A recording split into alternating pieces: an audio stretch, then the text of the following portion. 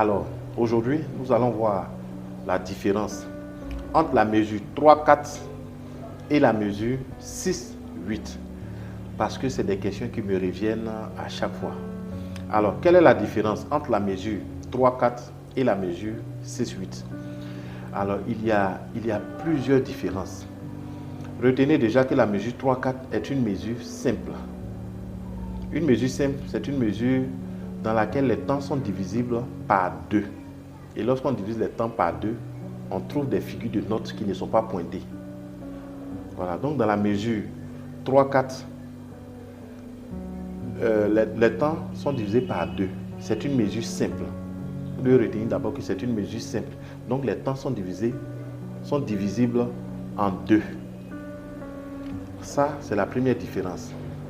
Ensuite, dans la mesure 3-4, le battement se fait de manière suivante.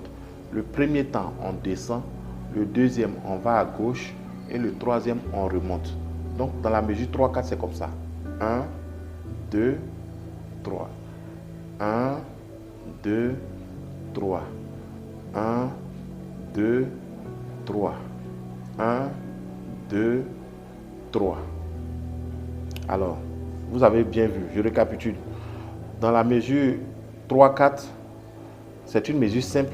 Les temps sont divisibles en 2.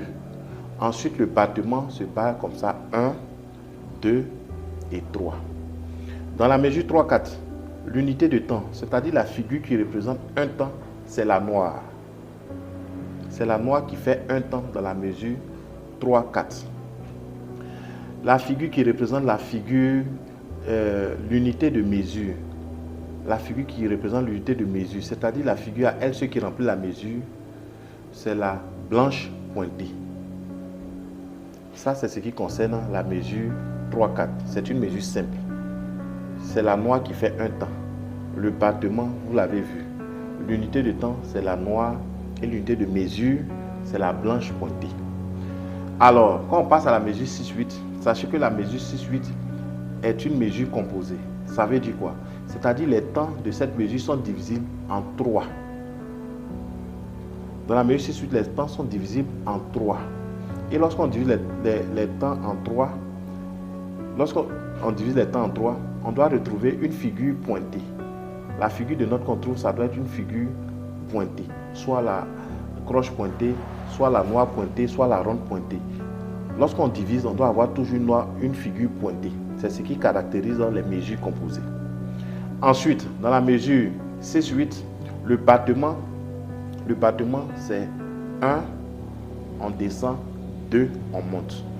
Mais pendant que tu descends 1, tu fais 3 temps. Donc, quand tu fais 1, 2, pendant que tu descends, tu fais 1, 2, 3, 4, 5, 6.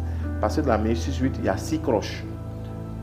Donc 3 croches en descendant et puis 3 croches en montant. Donc ça fait 1, 2, 3, 4, 5, 6. 1, 2, 3, 4, 5, 6. 1, 2. Donc pendant que tu fais 1, tu dois savoir que le 1 que tu es en train de faire, il y a 3 croches dedans. Donc ça fait 1, 2, 3, 4, 5, 6. 1, 2, 3, 4, 5, 6. Donc vous voyez le battement, c'est différent du 3-4. Donc c'est comme ça. 1, 2, 3, 4, 5, 6. Ensuite, un autre élément. Dans la mesure 6-8, l'unité de temps, c'est-à-dire la figure qui fait un temps, c'est la noire pointée. Alors que dans la mesure 3-4, c'est la noire. Ici, dans la mesure 6-8, la figure qui fait un temps, c'est la noire pointée. L'unité de temps, c'est-à-dire la figure qui remplit elle seule la mesure, c'est la blanche pointée aussi. Mais ici, c'est la noire pointée qui fait un temps. Et puis le battement n'est pas le même. Voilà. Donc c'est un peu les différences. C'est surtout au niveau du battement. Dans la mesure 3-4, c'est 1, 2, 3. 1, 2, 3. La mesure 6-8, c'est 1, 2, 3, 4, 5, 6. 1, 2, 3, 4, 5, 6. Merci d'avoir suivi et restez connectés. Au revoir.